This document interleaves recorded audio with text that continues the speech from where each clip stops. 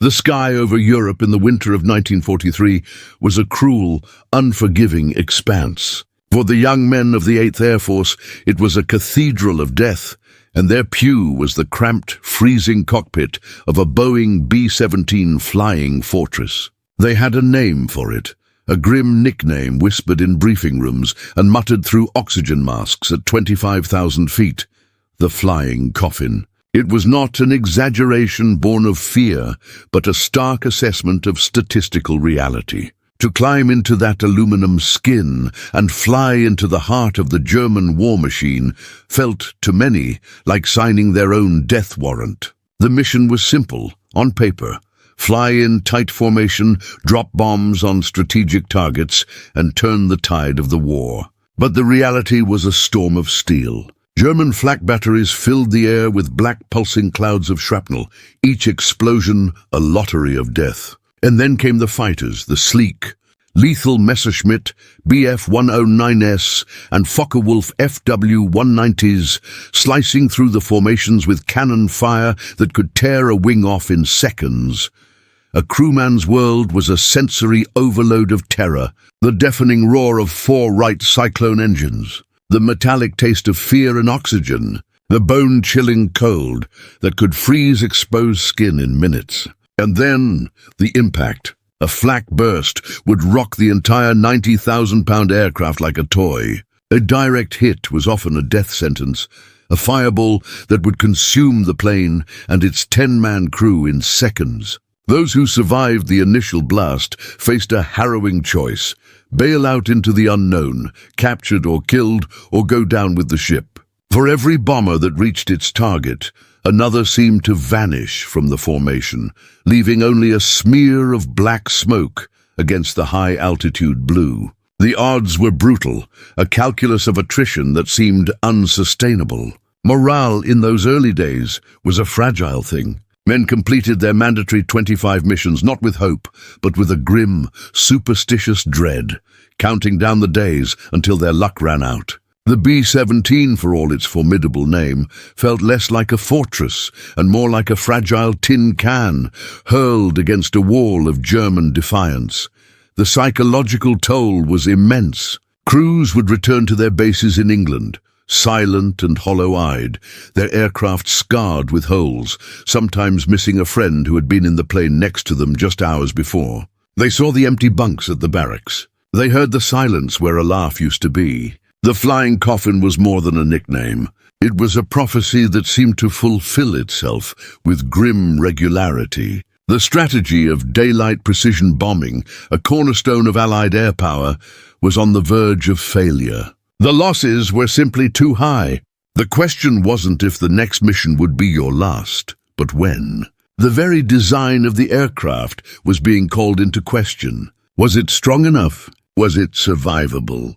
The future of the air war hung in the balance, a future that looked desperately bleak for the men of the 8th. But then, something changed. Amidst the stories of loss and destruction, other tales began to circulate. Whispers in the officers' club, anecdotes passed between ground crews patching up the returning wrecks. Stories of aircraft that defied physics and probability. A B-17 that returned with half its tail missing. Another that landed with over 300 flak and bullet holes punched through its fuselage, its controls shredded, yet every man aboard alive. These were not just tales of luck. They were accounts of something more, a resilience that shouldn't have been possible. The engineers at Boeing had built something they didn't fully understand, a hidden strength woven into the very fabric of the machine. And as the war ground on into 1944, these stories became more than anomalies. They became a pattern. The fortress was earning its name, not through invincibility, but through an almost supernatural ability to endure punishment. The men began to look at the battered planes, returning from missions not with pity, but with a dawning sense of awe. The coffin, it seemed, had a secret. It could take a beating, and it could bring its crew home, but how? What was the hidden design genius that turned a death trap into a legend? The answer lay not in the stories, but in the scars of the planes themselves. To understand the legend, we must return to its genesis, to a time before the war. To the drafting tables of the Boeing Airplane Company in Seattle. The year is 1934, and the U.S. Army Air Corps issued a seemingly impossible specification: a multi-engine bomber capable of carrying a ton of bombs over 1,000 miles at speeds exceeding 200 miles per hour. The established aviation giants scoffed. Such an aircraft would be a behemoth, a lumbering giant, an easy target. But Boeing's engineers, led by E. Gifford Emery and Edward Curtis Wells, saw not an impossibility, but a revolution. Their answer was the Model 299, an aircraft that dwarfed anything in the American arsenal. It had 4 engines, not 2. It was armed with 5 machine gun positions, a flying battery. A Seattle Times reporter, upon seeing the prototype, coined the name that would echo through history: Flying Fortress. The vision was radical.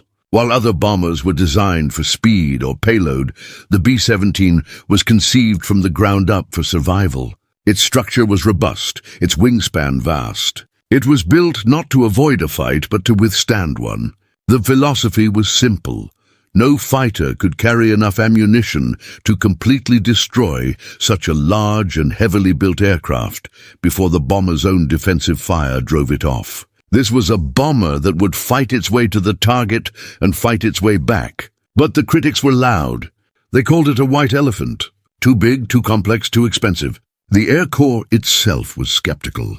When the prototype crashed due to a pilot error, the contract nearly died with it. The future of strategic bombing hung by a thread, yet a faction within the military saw the potential. They ordered a small batch for further testing. As storm clouds gathered over Europe in the late 1930s, the urgency grew. The B-17B, then the C, then the D models rolled off the production lines, each an improvement. The airframe was strengthened. More armor was added to protect the crew. The defensive armament was enhanced, evolving to 1350 caliber Browning M2 machine guns, creating a sphere of fire that German tacticians would later dub the dreaded Viere Motoren, the 4-engine. The designers had done everything they could.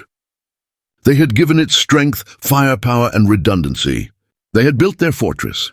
But a blueprint is one thing. The crucible of war is another.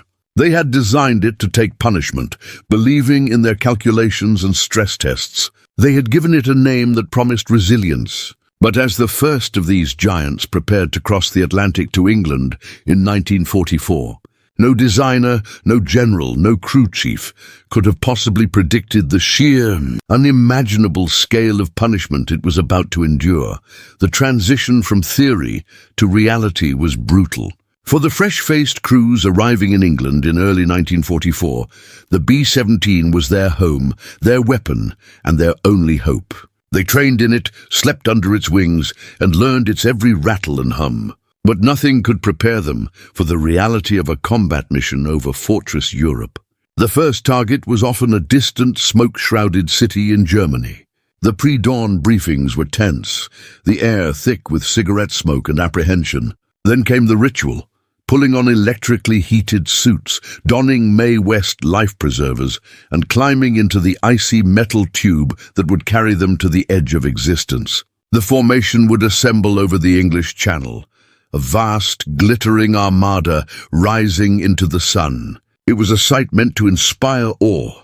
For the crews, it was a target list. Then, over the coast of France, the world would explode. The first sign was the flak. Black, ugly smudges appearing with a muffled whoomp that shook the aircraft like a fist. The sky became a lethal garden, blooming with iron flowers. Pilots fought to hold station, flying straight and level through the storm, knowing that to deviate was to break the formation's defensive power. Then came the fighters, swarms of them striking from the sun with terrifying speed. The intercom would erupt into a chaotic scream. Fighters! 3 o'clock high. Bandits at 6. The air inside the plane would fill with the acrid smell of cordite and the deafening cacophony of the guns. Men became cogs in a machine of survival, feeding ammunition, calling out targets, praying. And then the impacts. The sound of metal tearing, the sickening lurch of a crippled engine, the scream of a wounded comrade. Planes would fall out of the sky, some disintegrating, others spinning down in a slow, tragic spiral, a few parachutes blossoming if the crew was lucky. The losses were catastrophic. A mission could see 50, 60, even 70 bombers lost. 100 men, 10 to a plane, vanished in a single afternoon. Squadrons were decimated. The statistical life expectancy of a new crew was measured in weeks. The psychological toll was as devastating as the flak. These were not professional soldiers. They were college students, farmers, mechanics, thrust into a meat grinder. They saw their friends die. They flew through the debris of other aircraft. They returned to base with planes so riddled with holes that ground crews would simply shake their heads in disbelief. Morale plummeted to depths that threatened the entire bombing campaign. The flying fortress, the symbol of American air power, was being bled white. The strategy itself seemed flawed, a tragic miscalculation of blood and steel. The giant with wings was being torn apart. And yet, amid the carnage, a legend was being born. Because for every B-17 that fell, another, equally battered, would stagger back across the English coast, its engines coughing, its fuselage a sieve, its crew shaken but alive. These returning wrecks held a secret, a story of survival written not in luck but in engineering. The question was no longer why so many fell, but how on earth any of them came back at all. The stories began to circulate not as official reports, but as folklore passed from crew to crew, squadron to squadron, a currency of hope in an economy of despair. They were tales that defied logic, accounts of machines that refused to die. There was the B-17G of the 379th Bomb Group, all American, flying a mission over Tunisia in 1943. A German fighter attempting a head-on pass misjudged the distance. It sliced directly through the fuselage, shearing off the entire left horizontal stabilizer and leaving a gaping tear from the radio room to the waist. The bomber shuddered violently, its back seemingly broken. The crew prepared to bail out, certain the aircraft would imminently tear itself apart. But it didn't. The pilot, Lieutenant Charles K. Kern, found he still had partial control. For an agonizing hour, the mortally wounded giant flew on, its remaining crew members huddled in the forward section, watching the tail section twist and wobble behind them like a dying animal. Against all odds, Kern nursed the crippled fortress back to a remote Allied airstrip, executing a perfect landing without a tail. The ground crew who inspected it simply stared, unable to comprehend how it had remained airborne. Then there was Murder, Inc. of the 91st Bomb Group, returning from a raid on Münster in October 1943. Flak had torn a hole in the nose large enough to drive a truck through. The ball turret was jammed, the radio room demolished, and 3 of the 4 engines were running on prayers and fumes. Hydraulic fluid streamed from severed lines, and the controls were so sloppy the pilots had to muscle the yoke with all their strength. Yet it flew. It flew through fighter attacks and hundreds of miles of hostile sky, landing on its belly in England when the shredded tires and lost hydraulics made a wheels-down landing impossible. The crew emerged from the wreckage, not as victims, but as heroes who had cheated death. But perhaps the most iconic of these miracle machines was Ye Old Pub, a B-17F of the 379th Bomb Group. Attacked over Bremen in December 1943, the story of its survival is a legend wrapped in an enigma. A young German fighter pilot, Franz Stigler, approached the crippled bomber, its tail gunner dead, its nose cone shredded, and 1 engine dead. He saw the terrified, wounded American crew through the gaping holes, and in an act of chivalry that transcended war, chose not to fire. He escorted the bomber to the North Sea, saluted, and broke away. Ye Old Pub made it back, a flying testament to both human mercy and the B-17's sheer will to live. These were not isolated incidents. Every group had its own stories. A fortress named Delta Rebel that landed with over 600 holes. Another that returned with only 1 engine still running. Ground crews became archaeologists of damage, piecing together the stories of each mission from the shrapnel scars and torn metal. They would patch the holes, replace the controls, and send the fortress back into the fray. With every miracle landing, the myth of the flying coffin began to crack. A new narrative was taking hold, one of resilience. The aircraft was no longer seen as a fragile vessel of doom, but as a living, breathing entity with a stubborn desire to return to Earth in one piece. The fear in the eyes of new crews was gradually replaced by a flicker of something else, a superstitious trust. They began to pat the fuselage before a mission, talking to the plane as if it were a fellow crew member. The machine had earned their faith, but this faith begged a critical technical question. It was not magic that brought these planes home. It was physics. How could a so-called coffin, a machine of aluminum and steel, keep absorbing such catastrophic damage and still bring its crews back alive? The answer was hidden in the very bones of the aircraft, a secret woven into its design by engineers who had, perhaps without even realizing it, built the most survivable bomber of the war. The miracle landings were not miracles at all.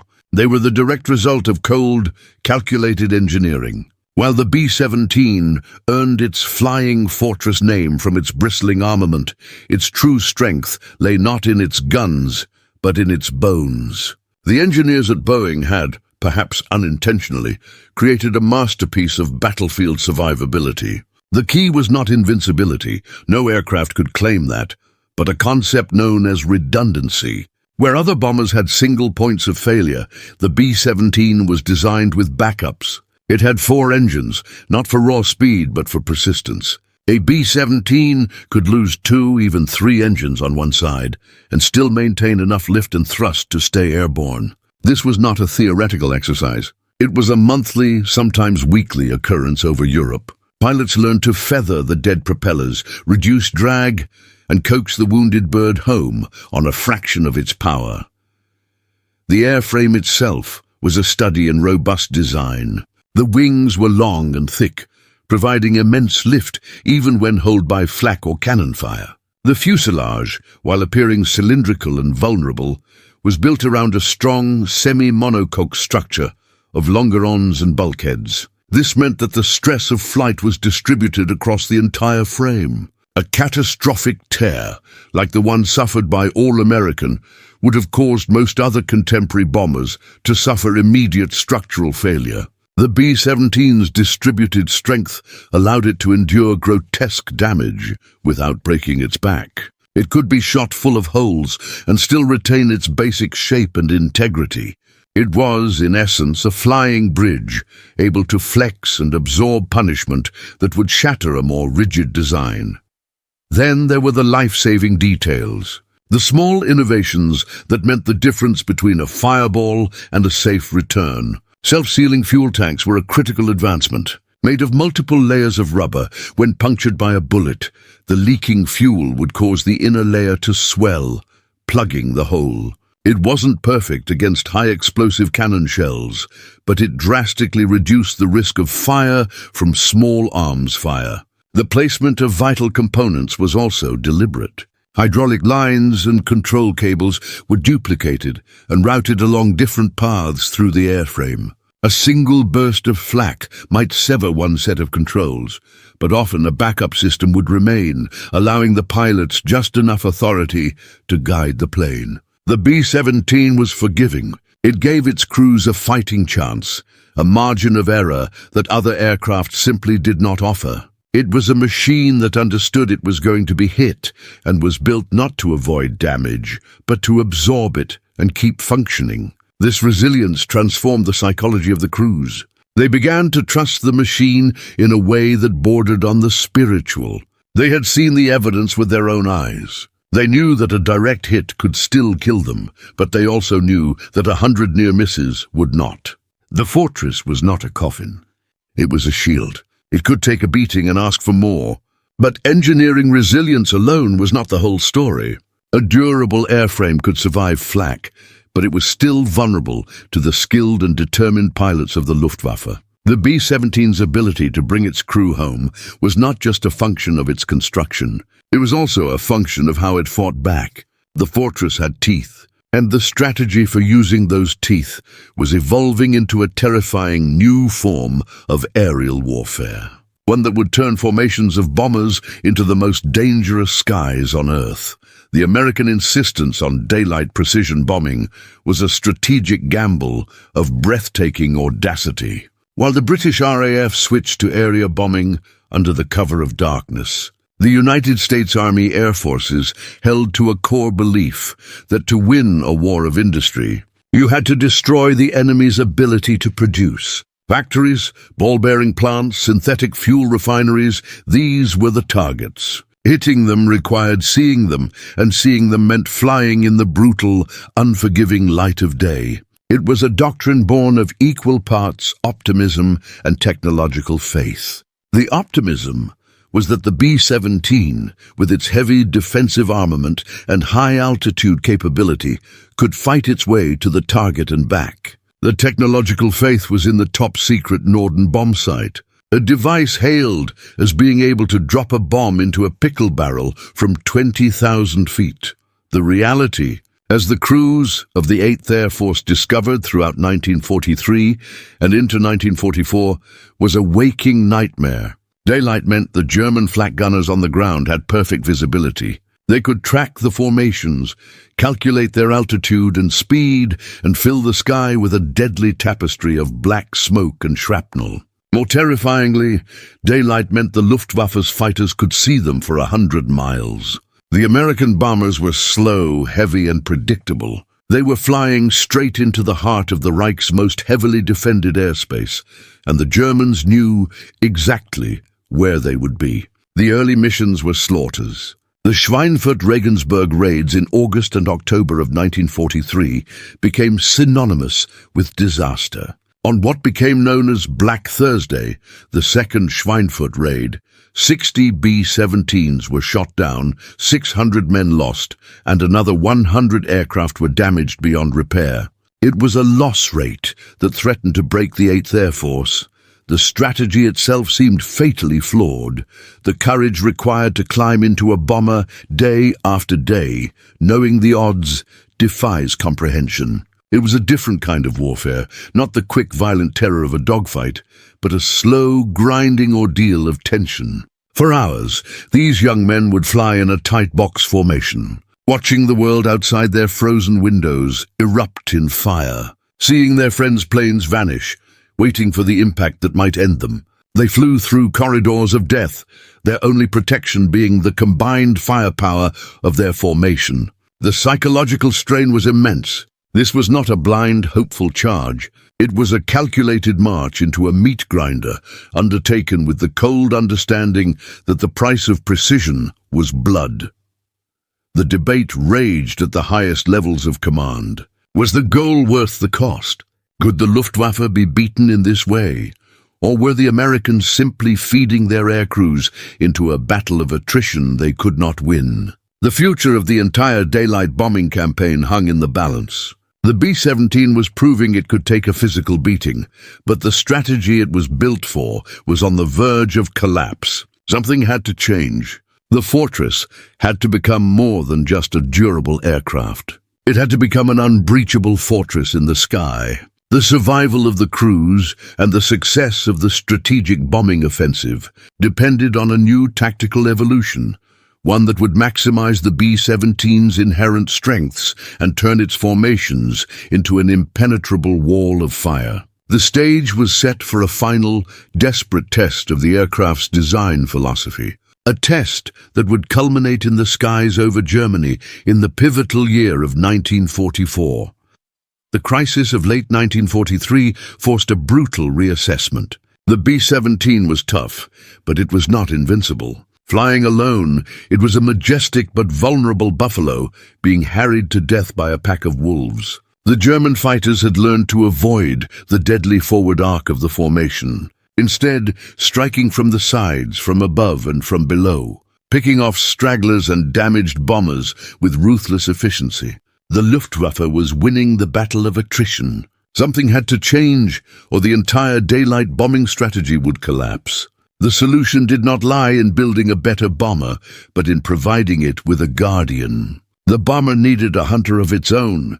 That hunter was the P-51 Mustang. Initially designed to a British specification, the Mustang was a superb airframe that had been hamstrung by an underperforming engine. The transformation came when engineers married the sleek British airframe to the American Rolls-Royce Merlin engine. The result was a fighter of unparalleled performance. It had the range to fly deep into Germany and back, a capability no other Allied fighter possessed. With the addition of external fuel tanks, the Mustang could escort the bombers all the way to Berlin and still have the fuel to engage in a dogfight. This was the game changer. When these long-range escorts began appearing in significant numbers in early 1944, the dynamic of the air war shifted overnight. The effect on bomber crews was immediate and profound. The sight of the sleek, nimble P-51s weaving protectively around their formations was a massive boost to morale. No longer were they alone in the hostile sky. The dreaded calls of fighters, 12 o'clock high, were now met with a new response. Mustangs! Engaging. The Luftwaffe pilots, who had grown accustomed to attacking the bombers with relative impunity, now found themselves facing a determined, lethal enemy. The P-51s didn't just defend. They aggressively sought out and destroyed the German fighters before they could even reach the bomber stream. Loss rates for the B-17s plummeted. The combination was devastatingly effective. The durable, heavily armed bomber formation became an anvil, drawing the enemy in, while the high-performance Mustangs acted as the hammer, smashing the Luftwaffe against it. This partnership between bomber and escort marked the true turning point in the air war over Europe. By March 1945, Allied air superiority was almost absolute. The B-17s, no longer bleeding heavily on every mission, could now systematically dismantle the German war machine. They pounded factories, raised oil refineries, and shattered transportation networks with a consistency that had been impossible before. The fortress was finally free to do the job it was designed for, not just as a survivor, but as a conqueror. It could deliver its devastating payload with precision and return home, mission after mission, to fight again. The skies, once a domain of terror, were becoming a highway of liberation. But this new dominance presented a final grim test. With the Luftwaffe neutered, the greatest threat to the bombers now came not from fighters, but from the ground, from the most concentrated, sophisticated anti-aircraft defenses ever devised. The final proving ground for the flying fortress would be the flak-filled hell over the Reich's last bastions, where survival would depend on its last and most brutal attribute, its ability to simply endure a storm of steel. By the spring of 1945, the air war had evolved into something apocalyptic. The hesitant, costly raids of 1943 were a distant memory. Now the sky itself seemed to vibrate with the thunder of 1,000 engines. Formations of B-17s, sometimes numbering over 1,000 aircraft, would blacken the sky from horizon to horizon. It was an awe-inspiring, terrifying spectacle of industrial-age warfare. For the German civilians and soldiers on the ground, the sight was the embodiment of doom. The high-altitude drone of the bombers was a constant reminder that the Reich was being systematically dismantled from the air. For Hermann Göring, who had once boastfully claimed that no enemy bomb would ever fall on German soil, it was a relentless, humiliating refutation. The targets were chosen with cold, strategic precision. The campaign was no longer just about morale, it was about strangulation. The B-17s hammered the synthetic oil refineries that fueled the panzer divisions and the Luftwaffe's last remaining jets. They shattered the factories producing tanks and aircraft. They systematically destroyed the transportation network, marshalling yards, bridges and canals, paralyzing the German army's ability to move reinforcements and supplies. The Ruhr Valley, the industrial heart of Germany, became a pockmarked landscape of rubble and fire. The bombers flew through skies so thick with flak that crews swore you could walk on it. The Germans had concentrated their defenses, and the approaches to cities like Berlin, Cologne, and Magdeburg became known as Flak Alley, a gauntlet where survival was a matter of inches and luck. Inside the bombers, the experience was one of surreal horror. At 25,000 feet, the world below was a silent miniature map, abstract and distant. Then the flak would begin, a relentless, pounding, concussive force that jarred the teeth and shook the soul. The air filled with the smell of explosives and the sharp, cold bite of high-altitude air whistling through bullet holes. Crews watched as nearby planes were hit, some exploding in a silent, blossoming flower of orange and black, others slowly spiraling down, trailing smoke. There was no time for grief. There was only the bomb run, the crucial few minutes when the formation had to fly straight and level, ignoring the hell erupting around them, to allow the Norden bomb site to do its work. The pilot's mantra was, "Steady, steady," a prayer against the chaos. The release of the bombs brought a palpable lightness to the aircraft and a brief moment of relief before the violent evasive maneuvers of the turn for home began. The Luftwaffe, by this stage, was a shadow of its former self. The once proud force had been bled white by the combined onslaught of Allied fighters and the attrition of defending its own skies. The few German pilots who took to the air were often inexperienced youths, hurled against the vast armadas in a desperate, sacrificial defense. The primary killer was now the flak, and the B-17's resilience was tested in a new, brutal way. It was a battle of sheer endurance, of aluminum and steel against exploding artillery shells. The fortresses absorbed this punishment day after day, landing with wings and fuselages looking like gruesome colanders. But the tide was irreversible.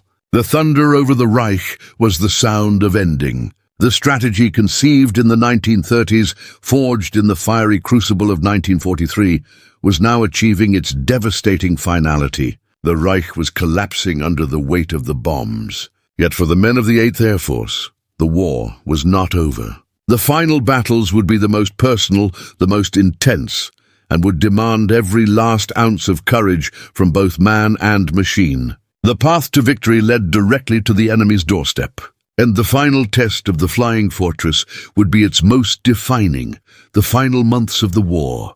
From the bitter winter of 1944 into the spring of 1945 were a strange and brutal paradox. The outcome was no longer in doubt, but the fighting grew more desperate, more lethal. For the crews of the B-17s, every mission now felt like running a gauntlet through a dying beast's last furious convulsions. The targets were the last arteries of the Nazi war machine, the synthetic oil plants that were the Reich's final lifeline, the tank factories in Berlin, the railway hubs where the last panzer divisions tried to muster for a final stand. The war had become a race against time, to break the German will before the ground forces reached the Rhine, and then to break it completely before they could consolidate in a national redoubt. The missions were longer, deeper, and more heavily defended than ever. The raid on the oil refineries at Politz in October 1944 saw formations battling through a curtain of flak so intense it darkened the sky. The February 1945 mission to Berlin, the Big B itself, was the ultimate test. The flak defenses around the capital were the most concentrated in the world. Flying through that barrage was like flying through a thunderstorm made of metal. The Germans, with their backs against the wall, fought with a fanatical intensity. And yet the B-17s came. They flew through fire and steel, dropped their bombs, and turned for home. Losses were still heavy. A mission wasn't considered a success if you lost less than 5% of your force. On the worst days, that number could be double.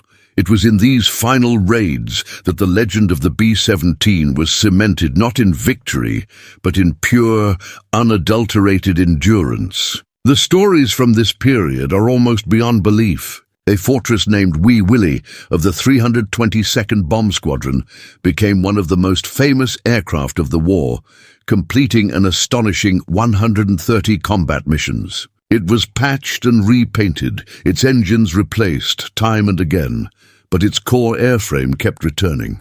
It was a testament to the ground crews as much as the designers, men who worked through freezing nights to repair battle damage, making the planes whole again, sending them back into the fray. The bombers that returned from these final missions were often more whole than aircraft. Crews would count the holes, not with worry, but with a macabre pride. 300, 400, 500 holes. A tail section nearly severed. An engine hanging by a thread. These were not anomalies. They were the rule. The Flying Coffin had shed its grim nickname. It was now unquestionably the fortress. The psychological shift was complete.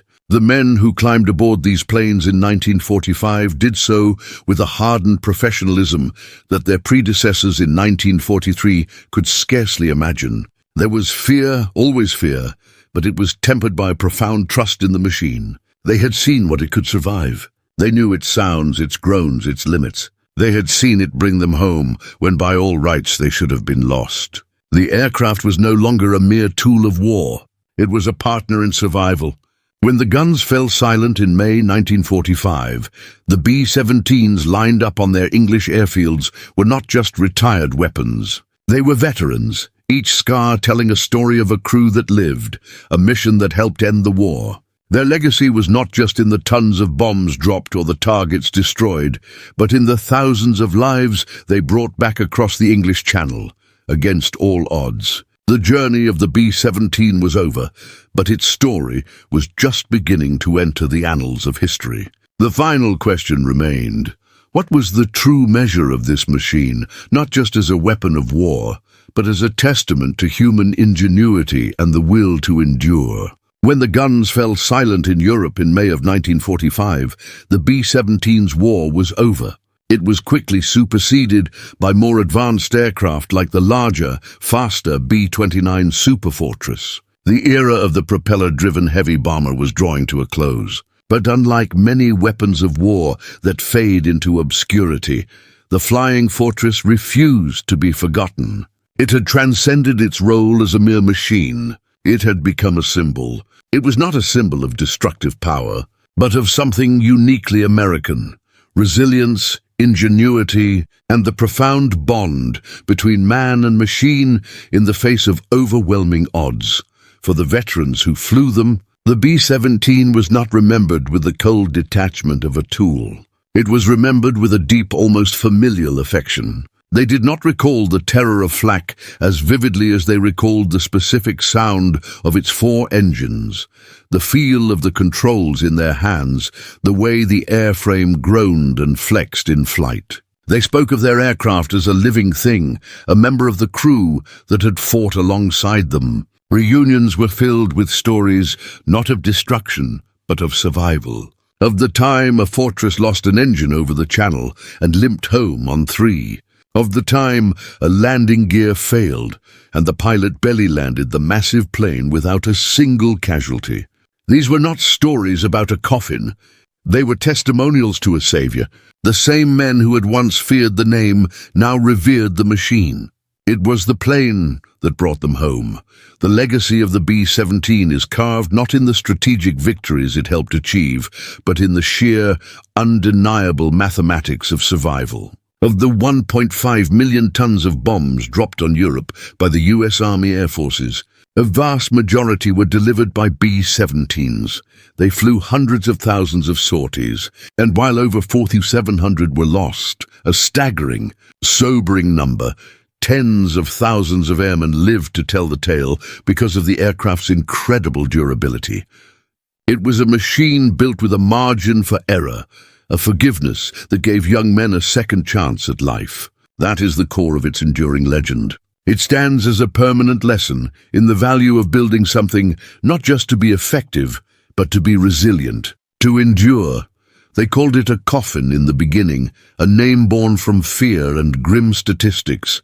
But to the thousands of airmen who climbed out of its battered fuselages onto the hard, blessed earth of England, the B-17 was something else entirely. It was the fortress that, against all logic and expectation, gave them life. It was the giant with wings that refused to fall, a testament to the idea that strength is not about avoiding damage, but about having the resilience to absorb it and keep flying. Its story is a universal lesson. The true power lies not in invincibility, but in the hidden strength to endure, to overcome, and to bring your people home.